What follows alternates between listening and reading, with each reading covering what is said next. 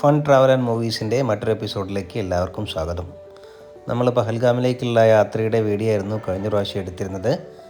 അത് ദൈർഘ്യം കാരണം നമുക്ക് പൂർത്തിയാക്കാൻ സാധിച്ചിരുന്നില്ല. നമ്മൾ ഏകദേശം യാത്രയുടെ ചില പകുതി വെച്ചിട്ട് നമ്മൾ സാധനങ്ങൾ വാങ്ങുന്നതും മറ്റൊക്കെ വെച്ച് നമ്മൾ നിർത്തുകയാണ് ഉണ്ടായത്. തുടർന്നുള്ള ഭാഗങ്ങളാണ് ഈ എപ്പിസോഡിൽ നമ്മൾ കാണിക്കുന്നത്. നമ്മളിങ്ങനെ പഹൽഗാമിലേക്ക് പോകുന്ന വഴിയിൽ നേരത്തെ പറഞ്ഞ പോലെ തന്നെ ഒരുപാട് ആപ്പിൾ തോട്ടങ്ങൾ നമുക്ക് കാണാൻ സാധിക്കും. ഇവിടെ ഈ കാശ്മീരികളുടെ ഏറ്റവും പ്രധാനപ്പെട്ട ഒരു കൃഷി അല്ലെങ്കിൽ വരുമാനം എന്നൊക്കെ പറയുന്നത് ആപ്പിളും കൂടിയാണ്. പല വീടുകളുടെയും പിറകിലൊക്കെ ആയിട്ട് ഇങ്ങനെയുള്ള ആപ്പിൾ തോട്ടങ്ങൾ നിറയെ നമുക്ക് കാണാൻ സാധിക്കും. അങ്ങനെയുള്ളൊരു ആപ്പിൾ തോട്ടത്തിലാണ് നമ്മൾ നിർത്തിയിരിക്കുന്നത്. ആപ്പിളിൻ്റെ പൂക്കളാണ് നമ്മൾ കാണുന്നത്, നിറയെ പൂത്തിരിക്കുകയാണ്. ഇതിൻ്റെ സീസൺ ഈ സമയത്തല്ല, ഏകദേശം ഡിസംബറോട് കൂടിയിട്ട് നമ്മൾ ഇവിടെ നവംബർ ഡിസംബറിലൊക്കെ വരികയാണെങ്കിൽ തണുപ്പ് കാലമാണ്. പക്ഷേ നല്ല ആപ്പിൾ നമുക്ക് കിട്ടും. നമ്മളവിടെയൊക്കെ 200-300 കിലോയ്ക്ക് വില വരുമ്പോൾ ഇവിടെ അതൊരു 30 മുതൽ 40 രൂപ വിലയ്ക്ക് റീറ്റെയിൽ മാർക്കറ്റിൽ നമുക്ക് ആപ്പിൾ കിട്ടുമെന്നാണ് ഇവിടെ അന്വേഷിച്ചപ്പോൾ അവർ പറഞ്ഞത്. വളരെ മനോഹരമാണ് ഈ ആപ്പിൾ തോട്ടങ്ങൾ. ഇങ്ങനെ നിറയെ ഓരോരോ ചെറിയത് കെട്ടി തിരിച്ചിട്ടുണ്ട്. ഇതിപ്പോൾ ഒരു വ്യത്യസ്ത ആളുകളുടേതായിരിക്കും ഒരു പക്ഷേ, നമുക്ക് അറിഞ്ഞുകൂടാ. എന്തായാലും ഒരുപാട് ആളുകൾ ഇവിടെ ഉണ്ട്. നമ്മളും ഇറങ്ങി. വളരെ രസമായിരുന്നു ഇതിൻ്റെ ഉള്ളിലത്തെ യാത്രയും കാഴ്ചകളും പിന്നെ അതുപോലെ തന്നെ ഫോട്ടോ എടുക്കലൊക്കെ. എല്ലാവർക്കും ഒരു വല്ലാത്തൊരു അനുഭൂതിയായിരുന്നു. കാശ്മീർ എന്ന് പറയുന്നത് ഇത്രയും ഈ സ്ഥലത്ത് വന്നിട്ട് ആപ്പിളിൻ്റെ ഈ തോട്ടത്തിലൂടെ നടക്കുമ്പോൾ കിട്ടുമ്പോൾ ഒരു രസം, അതൊരു വല്ലാത്തൊരു രസമാണ്. നമ്മൾ ചെറിയ വീഡിയോസൊക്കെ അങ്ങനെ എടുത്ത് ലച്ചുവിനും ഒക്കെ പൂക്കൾ ഒക്കെ നിറഞ്ഞു നിന്നുകൊണ്ടുള്ള ചെറിയ വീഡിയോകളെ ക്രിയേറ്റീവ് വീഡിയോസൊക്കെ നമുക്ക് എടുക്കാൻ നമ്മൾ ശ്രമിച്ചു. അപ്പോൾ ചെറിയ സ്ലോ മോഷനിലെ ഇത്തരത്തിലുള്ള വീഡിയോകളൊക്കെ നമുക്ക് ഇപ്പോഴും നമ്മൾ ആലോചിക്കുന്ന സമയത്ത് വളരെ മനോഹരമായിട്ടുള്ളൊരു ഓർമ്മകളാണ്. എന്തായാലും കാശ്മീരിൽ പോകുമ്പോൾ നമ്മൾ ഒരിക്കലും മിസ്സാക്കാൻ പാടില്ലാത്ത ഒരു സ്ഥലമെന്ന് പറയുന്നത് ഇത്തരത്തിലുള്ള ആപ്പിൾ തോട്ടങ്ങളാണ്. പ്രത്യേകിച്ച് പഹൽഗാം റൂട്ടിൽ നമ്മൾക്ക് ഇത്തരത്തിലുള്ള ഒരുപാട് ആപ്പിൾ തോട്ടങ്ങൾ കാണാൻ പറ്റും. ഇവിടെ എൻട്രി ഫീസൊന്നുമില്ല, നമുക്ക് ഇറങ്ങി കാണാം. അതുപോലെ തന്നെ അവിടെ ആപ്പിളിൻ്റെ ജ്യൂസുകളും മറ്റൊക്കെ വിൽക്കുന്നുണ്ട്. ഏകദേശം 50 രൂപയാണ് ചെറിയൊരു ഗ്ലാസ്സിൽ നമുക്ക് ഫ്രഷ് ആയിട്ടുള്ള അവർ ഫ്രീസ് ചെയ്ത് വെച്ചാണെന്നാണ് പറഞ്ഞത്. ആ തരത്തിലുള്ള ആപ്പിളിൻ്റെ ജ്യൂസുകളൊക്കെ നമുക്ക് വാങ്ങാൻ കിട്ടും. നല്ല മധുരമാണ്. അങ്ങനെ മധുരമുള്ള ആപ്പിൾ ജ്യൂസൊക്കെ കുടിച്ച് ഈ കാഴ്ചകളൊക്കെ കണ്ട് നമുക്ക് പോകാൻ സാധിക്കും. അന്തരീക്ഷം നേരത്തെ പറഞ്ഞ പോലെ തന്നെ ഒട്ടും ചൂടില്ല. ഒരു ഊട്ടി ഈ പറഞ്ഞ പോലെ തണുപ്പ് എന്ന് പറയാൻ അതില്ല, വെയിലുണ്ടെങ്കിലും ചൂടില്ലാത്തൊരു വെയിലാണ് നമുക്ക് അനുഭവപ്പെടുന്നത്. ഏകദേശം 12 മണിയോട് കഴിഞ്ഞിട്ടുണ്ട് നമ്മളവിടെ വിസിറ്റ് ചെയ്യുമ്പോൾ. അങ്ങനെ രസമുള്ള ഒരു നല്ലൊരു ആപ്പിൾ തോട്ടം സന്ദർശിച്ചു. അതിൻ്റെ കാഴ്ചകളാണ് നമ്മൾ കാണുന്നത്.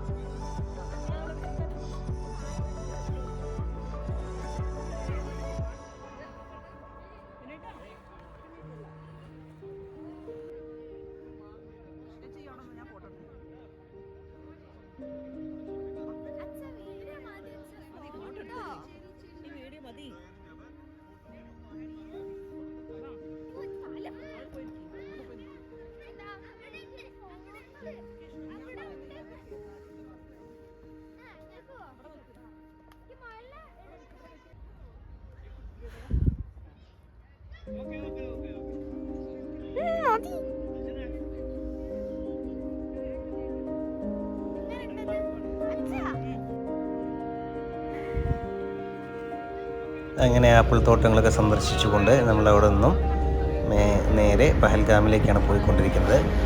പഹൽഗാം എന്ന് പറയുന്നത് ഒരുപാട് സ്ഥലങ്ങളുണ്ട്.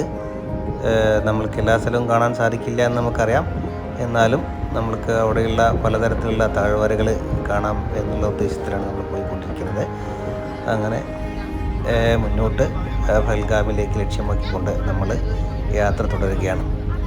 കാശ്മീരിൽ നമ്മൾ ഇതേ രീതിയിലുള്ള ഒരു വരണ്ട ഭൂപ്രകൃതിയാണ് നമ്മൾക്ക് ചുറ്റുപാടും കാണാൻ സാധിക്കുന്നത്.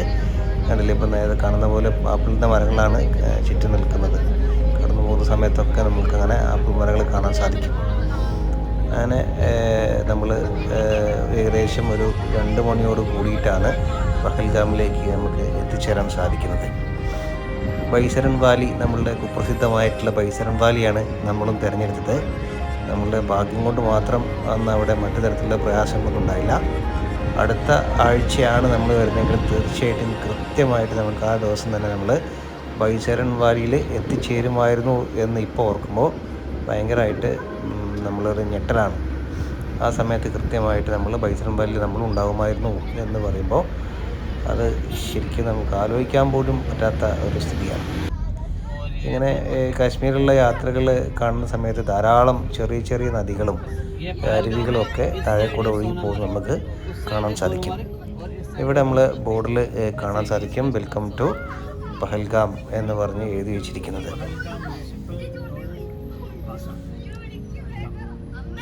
ఎత్తుకుంటే ఒకడు ఎగిరి గంతులేస్తాడు, కురుసా ఒకడు మురిసిపోతాడు. ఎత్తు కాదు కురుసా కాదు, మీకు సత్యం చెబుతాను. అందిన ద్రాక్ష తీపి మీకు, మీ మగ బుద్ధి వంకర బుద్ధి. అంటావా మామా, అంటావా మామా, అంటావా మామా, అంటావా. അങ്ങനെ നമ്മൾ ഏകദേശം പഹൽഗാമിലേക്ക് എത്തി. ബൈസരൺ വാലിയിലേക്ക് പോകുന്നതിനുള്ള അതിൻ്റെ തുടക്കത്തിലുള്ള കാഴ്ചയാണ് ഇപ്പോൾ കാണുന്നത്. നിറയെ കുതിര സവാരിക്കാരാണ്.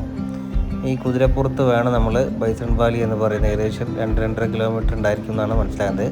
അവർ 4 കിലോമീറ്റർ 5 കിലോമീറ്റർ എന്നൊക്കെ പറയും, അത്രയൊന്നുമില്ല. പക്ഷേ കുത്തനെയുള്ള കയറ്റമായതുകൊണ്ടും ഈ വലിയ ഉയരത്തിലുള്ള മലഞ്ചെരിവുകളായതുകൊണ്ട് നമുക്ക് ശ്വാസം എടുക്കാൻ ബുദ്ധിമുട്ടുണ്ടാവും. അപ്പോൾ നല്ല ആരോഗ്യമുള്ള ഒരാൾക്ക് കയറി പോകുന്നതിന് തരാറൊന്നുമില്ല. അത്തരത്തിൽ കയറി പോകുന്ന ആളുകളെ നമ്മൾ കണ്ടതാണ്. ഇവിടെ നിറയെ കുതിരക്കാരാണ്. അപ്പോൾ ഒരാൾക്ക് 2000 മുതൽ 3000 രൂപ വരെയൊക്കെ അവർ പറയും. നമ്മൾ ഏകദേശം 1150 രൂപയോ മറ്റുമാണ് നമ്മൾ ഫിക്സ് ചെയ്തത്.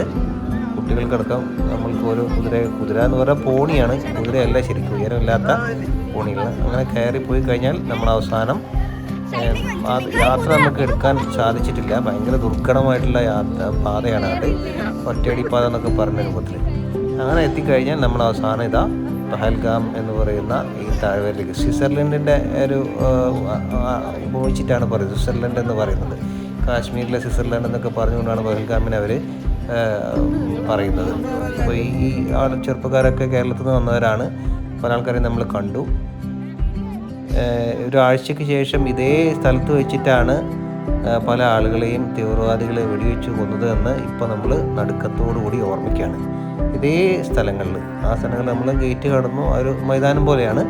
ചുറ്റുഭാഗം പൈൻമരങ്ങളും മറ്റൊക്കെ നിറഞ്ഞു നിൽക്കുന്ന കാടുകളാണ്. അപ്പോൾ അവിടെ നമ്മളും അത്ഭുതത്തോടു കൂടി നോക്കണമെന്ന് വെച്ചാൽ ഇവിടെ ഒന്നും ഒരു ആർമിയുടെയോ മറ്റൊന്നും തന്നെ ഒരു പ്രൊട്ടക്ഷൻ ഇല്ല എന്നുള്ളത് നമ്മൾ അത്ഭുതപ്പെടുത്തും. ഈ സ്ഥലത്ത് വെച്ച് നമ്മൾ ധാരാളം ഫോട്ടോകൾ എടുത്തു. ഇവിടെ വരുന്ന സഞ്ചാരികളൊക്കെ തന്നെയും ഇത്തരത്തിലുള്ള ഈ മലനിരകൾ, നമ്മളെ പശ്ചാത്തലത്തിൽ വളരെ തലയുയർത്തി നിൽക്കുന്ന ആ പർവ്വതങ്ങളെ, മഞ്ഞു മൂടി കിടക്കുന്ന പർവ്വതങ്ങളെ സാക്ഷിയാക്കിക്കൊണ്ട് ധാരാളം ആളുകൾ ഇവിടെ ഫോട്ടോ എടുക്കുന്നുണ്ട്. അപ്പോൾ നമ്മളും അതുപോലെ തന്നെ അവിടെ വെച്ചിട്ട് ഒരുപാട് ഫോട്ടോ ഷൂട്ട് ചെയ്തു. ഇങ്ങനെ നിഷ്കളങ്കരായിട്ട് സന്തോഷത്തോടു കൂടി അവിടെ ഒന്ന് ആസ്വദിച്ച് ഫോട്ടോഷൂട്ട് നടത്തിയിരുന്ന ആളുകളെയാണ് നിഷ്കരുണം തീവ്രവാദികൾ, പാകിസ്ഥാനിൽ വന്ന മത തീവ്രവാദികൾ തോക്കിനിരയാക്കിയത് എന്ന് ഇപ്പോൾ നമ്മൾ സങ്കടത്തോടു കൂടിയിട്ടല്ലാതെ നമുക്ക് ഓർക്കാനാവില്ല. കാരണം നമ്മൾ അതേ മണ്ണിൽ കുറച്ച് ദിവസങ്ങൾക്ക് മുൻപ് നമ്മളും അവിടെ പോയി ഇതേ രീതിയിൽ സന്തോഷിച്ച് ഫോട്ടോ ഒക്കെ എടുത്ത് പോകുന്നതാണ് എന്ന് ഇപ്പോഴും നമ്മൾക്ക് സങ്കടത്തോട് കൂടിയിട്ടില്ലാതെ ഓർക്കാൻ പറ്റില്ല. അത്തരത്തിലുള്ള ഭീകരാക്രമണത്തിന് ഇരയായവർക്ക് നമ്മൾ ആദരാഞ്ജലികൾ അർപ്പിക്കുന്നു. അവരുടെ ദുഃഖത്തിൽ നമ്മൾ പങ്കുചേരുന്നു. എന്തായാലും ആളുകൾക്ക് പരസ്പരം സ്നേഹിക്കാനും സന്തോഷിക്കുവാനും സാധിക്കട്ടെ. മതം അല്ലെങ്കിൽ വിശ്വാസം എന്ന് പറയുന്നതൊക്കെ മനുഷ്യൻ്റെ ഏറ്റവും സന്തോഷത്തിനൊക്കെ അനുകൂലമായി ഇരിക്കേണ്ട ഒരു കാര്യമാണ്. അത് എങ്ങനെ ആളുകൾക്ക് പ്രതികൂലമായി ചിന്തിക്കാൻ സാധിക്കുന്നുവെന്ന് നമ്മൾ ഉത്തരം കിട്ടാത്തൊരു ചോദ്യമായി ഇപ്പോഴും നിലനിൽക്കുകയാണ്. അത്തരത്തിലുള്ള വേർതിരിവുകളെക്കാൾ അധികം നമ്മൾ ഒന്നാണെന്നുള്ള ചിന്തയോടുകൂടി എല്ലാവർക്കും മുന്നോട്ട് പോകാൻ സാധിക്കട്ടെ എന്നുകൂടി ആശിക്കുകയാണ്. നമ്മൾക്ക് പഹൽഗാമിലെ കാഴ്ചകളിവിടെ നമ്മളിവിടെ വൈൻഡപ്പ് ചെയ്യുകയാണ്. കാഴ്ചകൾ കണ്ട് ആസ്വദിച്ച് ഈ നമ്മളുടെ കൂടെ ഇതിന് കൂടെ സപ്പോർട്ട് ചെയ്ത എല്ലാവർക്കും നന്ദി പറഞ്ഞുകൊണ്ട് ഈ വീഡിയോ ഇവിടെ വൈൻഡപ്പിക്കുകയാണ്. ഒരിക്കൽ കൂടി എല്ലാവർക്കും നമസ്കാരം.